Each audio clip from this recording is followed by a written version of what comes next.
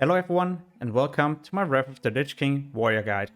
In this guide, I'm gonna be talking about the following things: talent trees and glyphs for each specialization, so fury, protection, and arms. I will also cover the consumables and gems for each specialization together with the stat priority. Later in the video, I'll show the new spells that all warriors will get, but also the new spells that you will get in each talent tree. And last but not least, some tips and tricks. Anyway, enjoy the video. The first talent tree that I'm going to cover is Arms Warrior, and this specialization is amazing in the beginning of Wrath of the Lich King, so when you're doing tier 7 and 8 content. Later on, Fairy Warrior will also start to dominate, but in order to make Fairy Warriors amazing, you will also need a lot of armor penetration, and this you won't be able to get in the first couple of phases. My glyph tree will usually look like this, but in case I have to start cleaving, then I would swap my Heroic Strike glyph into Glyph of Cleaving. With all this being said, you can still play Fairy Warrior just fine in the early phases. And if you're considering to try Fairy Warrior, then the talent tree could look like this. This will give you a bit extra hit and this stat you might like in the beginning. Later on, you will swap the talent tree into something like this. This talent tree I usually also swap to at the end of phase 2, so when we are done with tier 8 content and we are about to start tier 9 content. And for both of these fairy trees, I usually stick to these kind of glyphs. For the protection tree, you will most likely find a lot of different options out there. The reason why I recommend you this tree is because first it will give you a high amount of survivability, but secondly it will also allow you to build a high amount of damage and threat. And the more threat that you can build, well, the more DPS the remaining group can also do without pulling aggro. But like I mentioned, there's a lot of different options out there. If you prefer to have more survivability, you could always swap a few points from the arms tree into protection. Next up is going to be consumables, followed by gems. Arms and fairy warriors will be using the same kind of consumables. Your food buff will be Dragon Fin, and your flask of Endless Rage. When you're about to blow your cooldowns, for example Recklessness, but also your trinket, then I recommend you to also use an indestructible potion. I know this might seem weird. I mean, this gives armor, right? Well, because of the talent that you have chosen as Arms and Fury, Armor to the Teeth, then you will be gaining 3 attack power for every 108 armor.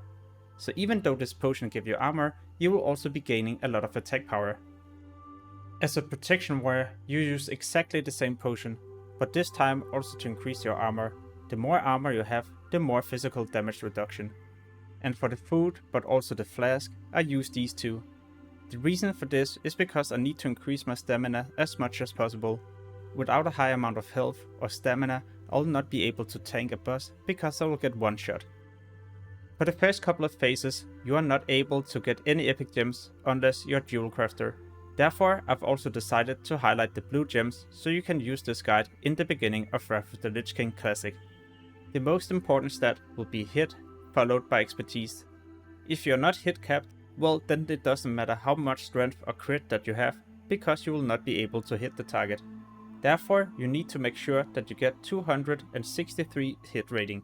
This is also equal to 8% hit. If you play Fairy Warrior and you stick with the first talent tree that I showed you, where you get 3 points into precision, then you only need 5% hit. The expertise that you will need as Arms and Fury will be 26 expertise. Not 26%, but 26 expertise. Once you have taken care of these two, you can also start to gem into strength, followed by crit rating. And later on, you might swap crit rating into armor penetration.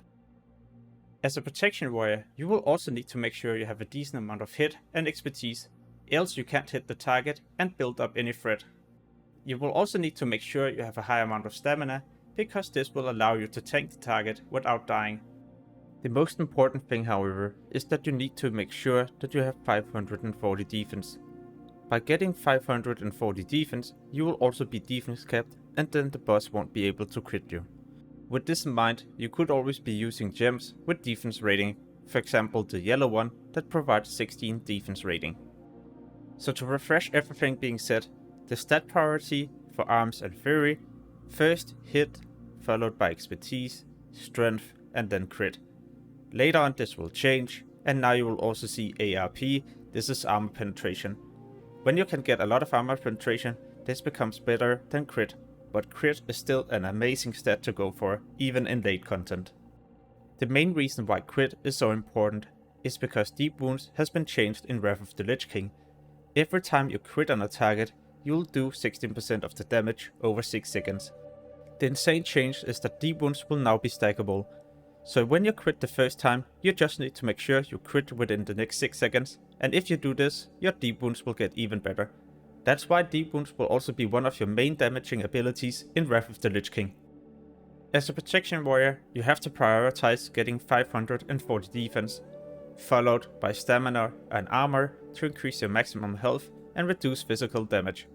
Next, you need to make sure you get hit and expertise to hit the target and get threat, and then you could always go for dodge or parry. Next up is the new spells, but also a spell change that allow the warrior to do a lot of more AoE damage and AoE threat.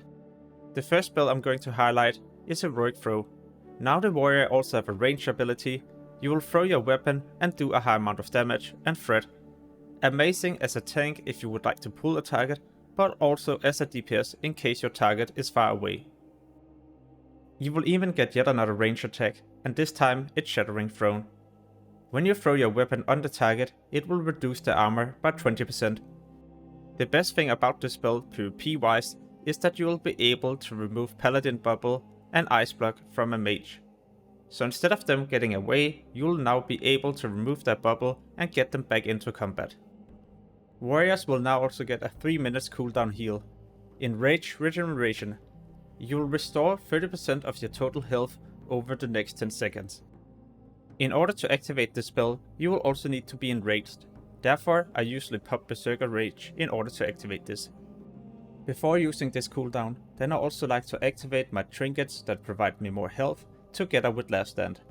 By doing it like this, I increase my maximum health, and that way I will also regen more health from the healing tick. In Wrath of the Lich King, warriors will be able to do so much more AoE damage and AoE threat. Back in Burning Crusade, Thunderclap only hit 4 targets. In Wrath of the Lich King, there's no limit for this. You might also notice that I continue to do damage after Thunderclap. Well, that's because of deep wounds, so if I crit on the target with a Thunderclap, then that target will be affected by deep wounds. That's why I also spend points into Thunderclap even when I play as a DPS. Next up is some of the new spells that the different specializations will get. Arms Warrior will now be able to choose the talent Juggernaut, allowing the warrior to even use charge in combat. Back in Burning Crusade, you had to be out of combat in order to use charge. At the bottom of the arms tree, you will be able to pick Bladestorm, allowing the warrior to spin around and do a lot of AoE and cleave damage. Amazing when you pull a lot of trash monsters at the same time. Even if you're rooted or snared, you can use this spell to get out of the CC, for example a Frost Nova from a mage. Playing a warrior with a two-hand weapon, allowing you to hit for a high damage. But what if I tell you you will be able to use two two-handers in Wrath of the Lich King with the talent at the bottom of the fairy tree, Titan Grip. When you get two two-handers with a slow attack speed and high amount of damage, then this talent will also be so much fun to play with, and especially when you start to get armor penetration.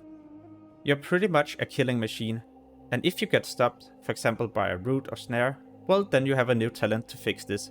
Heroic Fury, breaking you out of any root and snare effect, and even resetting the cooldown of Intercept, allowing the warrior to get back into combat. At the bottom of the protection tree, you will find the spell Shockwave, stunning all targets for 4 seconds. They do however have to be in front of the warrior within 10 yards. A stun like this is a great way for you to prevent the targets from hitting your party group, also allowing you to connect to the targets so you can start doing damage. Next up is a few tips and tricks. Always make sure to use scrolls, for example strength and agility to do more damage, or stamina in case there is no priest buff. You might also be wondering what is the best profession. In my opinion, it's going to be jewel crafting and engineering. These two professions provide benefits no matter if you like to tank or DPS. Engineers will for example be able to get increased armor on the gloves. If you prefer to get yet another range ability and more damage, then you could also swap the glove enchant to this one. Engineers will also be able to get an enchant on the boots.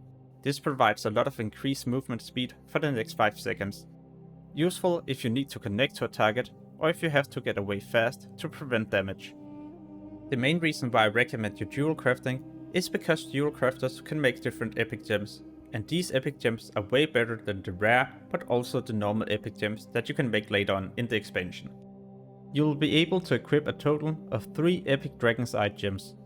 But remember, in order to use these, you also need to be a dual crafter. You will not be able to craft these as a dual crafter and trade them to other people. So what race should you choose? As Horde, I recommend you Orc. You get more expertise when you equip a 1 or 2 hand axe, and you also get Blood Fury, a racial you can activate to get more attack power for 15 seconds. Useful in PvP and PvE, but also as a tank and DPS. As Alliance, it's pretty obvious. Every man for himself is the new racial that a human will get, and that's why I choose this. Every man for himself will work as a PvP trinket and allow you to break out of any CC. Extremely useful if you like to PvP, but will also be handy in some PvE situations when you get CC'd and you need to get back into the fight immediately. So yeah, that's about it for the warrior guide. In case you would like to see more class guides, make sure to check out the channel. I will continue to post a lot of Wrath of the Lich King videos in the future, so stay tuned. As always, thank you for watching and have an amazing day. Peace.